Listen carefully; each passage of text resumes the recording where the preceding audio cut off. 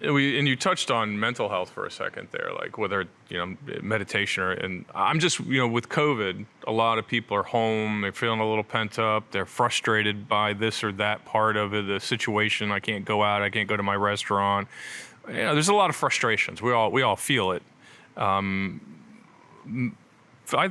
believe, at least for me, physical exercise is critical to my mental health.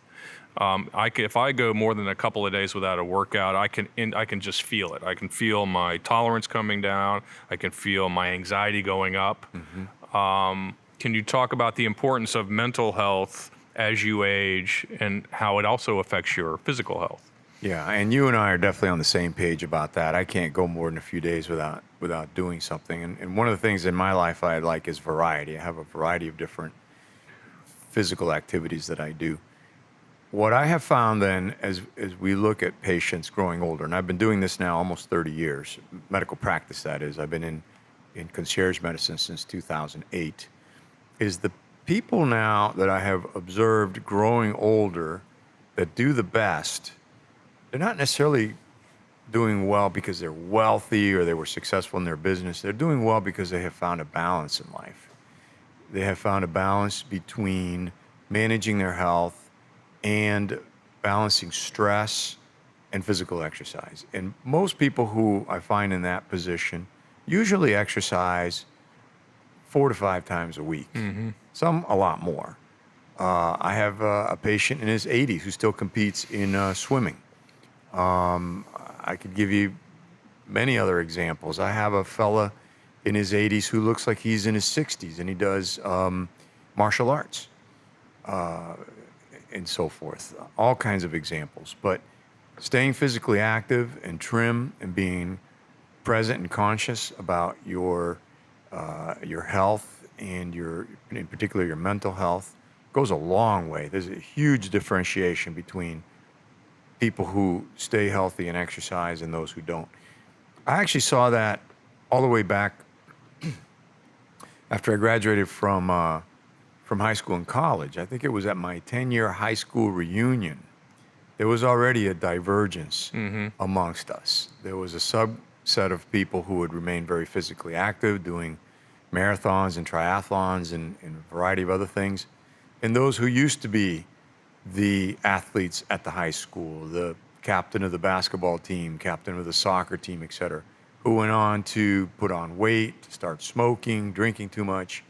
And even at the 10-year mark after graduating from high school, there was an enormous difference. You could see it coming. Oh, yeah. Yeah, I mean, it's fascinating to me. And I think that, again, mental health is, especially in this era of COVID, which we're going to dive into COVID here in a second, but I get the sense people need to go for a walk, ride a bike. And I do, speaking to some people say, well, I'm going to work out for an hour 2 times a week or 2 hours 2 times a week, and that never happens. I think it's critical to do 4 or 5 days a week because I think it becomes a habit then, right? I don't know what they say about habits. You do something a certain amount of times, it becomes a habit. For me, it's a bit of an addiction. It sounds like for you too. The exercise is, we can now sense in our own bodies, and I think if you've felt a certain way and you've been sitting on your couch for too long, you don't remember what that feeling was. You're just used to this feeling, which isn't a particularly good one. Right. And when you exercise regularly like that, I actually think about what days to take off. What are my rest days? Yeah.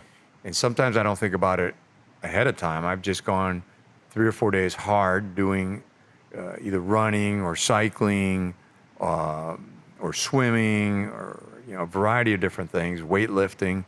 And one day I wake up and I think, all right, today's a rest day. My body's tired. My body's talking to me. So it's the other way around. Instead of figuring out what days to work out, I figure out what days to rest. That's a great way to look at it, by the way. Yeah. I don't think most people do. Every year I buy one of those laminated calendars with the months on it, and I put a red mark, whatever exercise I did that day. And if I look back and I see blank spots, that's not good. So my goal is to put 20 red marks in every 30 days. That's a great way to do it. Absolutely. Yeah. And when people ask me about exercise, I tell them, listen, I'm not going to tell you to do what I do, it's got to be something you like to do. Right. And there's an enormous variety of different physical activities. I don't like rowing. It's just not for me. But some people love to row. Most people hate to run. I love to run. Cycling is easy. You can do it indoor or outdoor. Swimming is also easy on the body, but you have to have access to a pool, obviously. Sure. And so I try to encourage people to start, if they haven't been exercising, start light, like you say, 15, 20 minutes, 3 times a week. But that's just the starting phase. From then, you have to increase the activity and increase the number of days a week to do it.